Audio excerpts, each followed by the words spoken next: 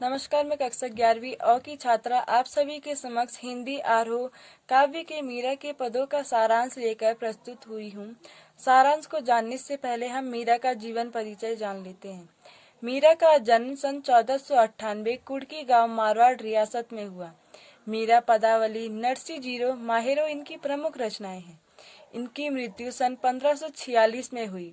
मीरा सगुन धारा की महत्वपूर्ण कवयित्री मानी जाती है, अर्थात ऐसी भक्ति जिसे गुण और आकार को देकर किया जाए। संत कवि रेदास उनके गुरु माने जाते हैं। वे कृष्ण को ही अपना आराध्य और पति मानती रही।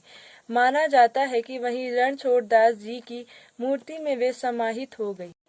मर्यादा के नाम पर लगाए गए सामाजिक और वैचारिक बंधनों का उन्होंने हमेशा विरोध किया। प्रथा प्रथा का भी पालन नहीं किया।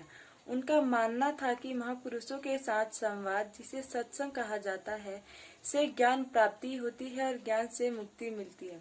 मीरा की कविता का प्रधान गुण सादगी और सरलता है।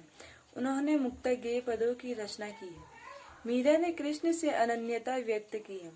दोनों पद नरोत्तम दास स्वामी द्वारा संकलित और संपादित मीरा पदावली से लिए गए। तो चलिए अब मीरा के पदों का अर्थ सही जान लेते हैं। मेरे तो गिरिधर गोपाल, दूसरो ना कोई, जाके सिर है मोर मुकुट, मेरो पति सोई। प्रस्तुत पंक्तियों में मीरा कृष्ण को अपना पति यानी रक्षक बताती है और कहती है कि कृष्ण के सिवा उनका इस संसार में कोई नहीं। छाड़ी दई कुल की कहानी कहा कर ही कोई, संतन ठीक बैठी बैठी लोक लाज को। मीरा ने अपनी कुल की मर्यादा, उसके अच्छे बुरे की परवाह करनी छोड़ दी है और संतों के साथ बैठकर लोक लाज खो दी। अनसुअन जल सींची सींची प्रेम बेली बोई, अब तो बेली फैल गई आनंद फल हुई। उन्होंने जल स्वरूप अश्रुओं से प्रेम की बेल को सींचा है और फल स्वरूप उन्हें आनंद रूपी प्रेम की प्राप्ति होती। दूध की मथनिया बड़े प्रेम से विलोई, दाढ़ी मथी घृत काढ़ी लियो, दारी दई छोई।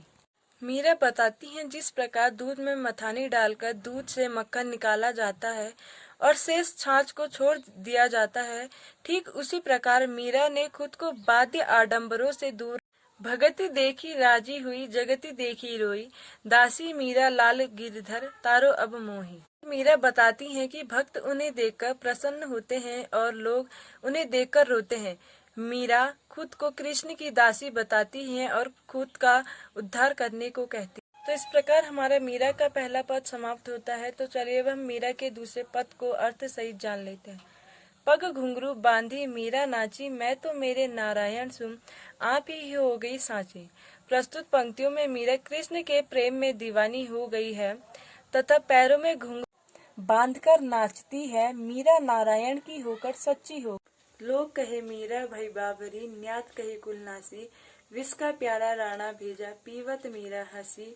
मीरा के प्रभु गिरधर नागर, सहज मिले अविनाशी। लोग कहते हैं कि मीरा पागल हो गई, अपने ही कुल का नाश कर रही है। उनके पिता उनके लिए विष का प्याला भेजते हैं, जिसे वे खुशी खुशी पी लेती हैं और कहती हैं कि श्री कृष्ण उन्हें सहज ही मिल जाएंगे। तो इस प्रकार हमारा मीरा का पद पाठ का सारांश समाप्त होता है।